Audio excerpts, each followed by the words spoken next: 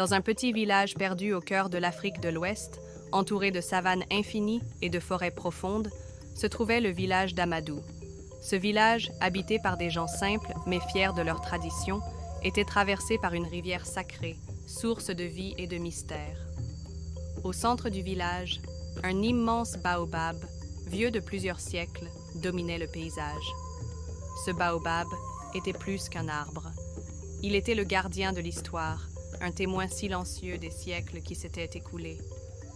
Amadou vivait là avec sa famille, un clan respecté par toute la communauté.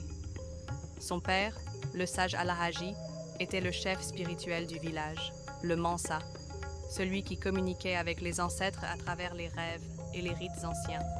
Sa mère, Amina, était une guérisseuse, une femme douce, mais d'une force intérieure remarquable, qui préparait des potions et des remèdes à base de plantes pour soigner les malades. Mais il y avait aussi Nia, la sœur cadette d'Amadou, dont la beauté et la vivacité étaient légendaires dans le village. Elle était l'âme joyeuse de la famille, celle qui apportait des rires et de la lumière dans les moments les plus sombres. Son regard, d'une profondeur insondable, semblait parfois perdu dans les mystères du monde, comme si elle voyait des choses que les autres ne pouvaient pas percevoir. Un soir, alors que la saison des récoltes touchait à sa fin, un étrange événement bouleversa la tranquillité du village. Amadou eut un rêve étrange. Dans ce rêve, une silhouette floue, vêtue d'une robe faite de brume et d'ombre, lui parla d'une voix grave et douce à la fois. « Le baobab cache un secret, Amadou. Ce secret est celui de ta famille.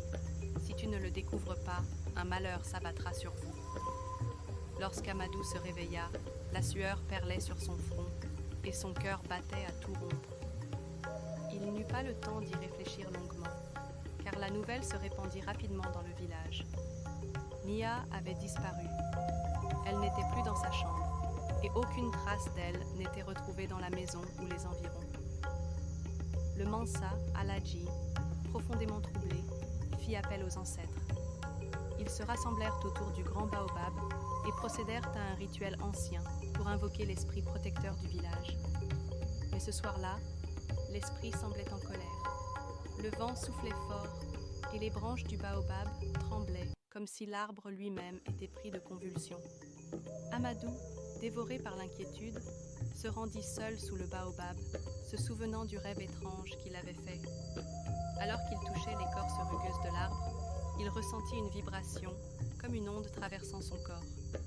Tout à coup, un voile lumineux s'éleva du sol et il aperçut une porte cachée dans les racines du baobab. Un passage secret menant à des profondeurs inconnues.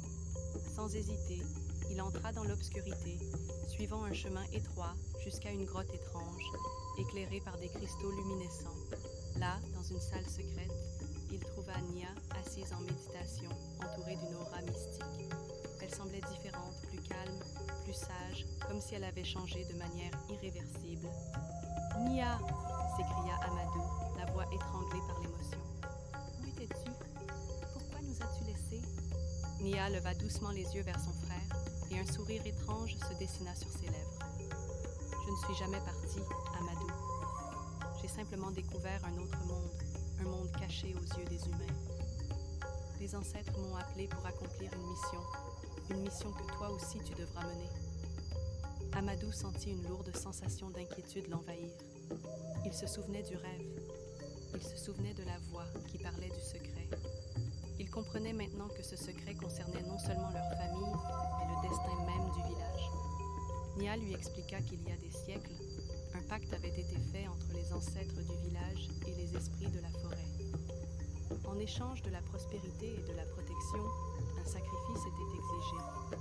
Un membre de la famille de chaque génération devait s'engager à vivre dans le royaume des ancêtres, servant de lien entre le monde des vivants et celui des esprits. Ce sacrifice, cette mission, devait se faire volontairement, dans l'acceptation et l'équilibre pour que l'harmonie perdure.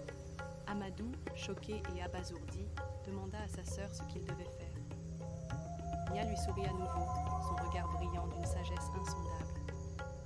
« Tu dois accepter ce fardeau, Amadou. C'est à toi de faire le lien maintenant, de porter ce secret, de protéger la tradition.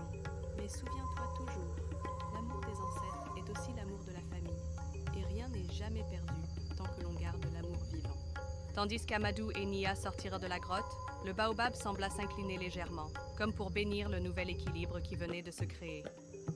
Nia s'éloigna lentement, disparaissant dans les brumes de la forêt, prête à rejoindre les ancêtres, tandis qu'Amadou, désormais porteur de ce lourd héritage, retournait au village. Le village resta paisible, mais la sagesse des ancêtres demeura inscrite dans chaque geste, chaque parole. Amadou comprit alors que l'amour, bien que parfois difficile et sacrificiel, est la véritable force qui unit les vivants et les morts. Les traditions, bien que mystérieuses, sont les racines profondes qui maintiennent l'équilibre de la vie. La leçon qu'il apprit ce jour-là était simple mais profonde. L'amour véritable transcende les frontières de la vie et de la mort, et seul celui qui accepte son héritage avec respect et sagesse peut réellement changer le cours des choses.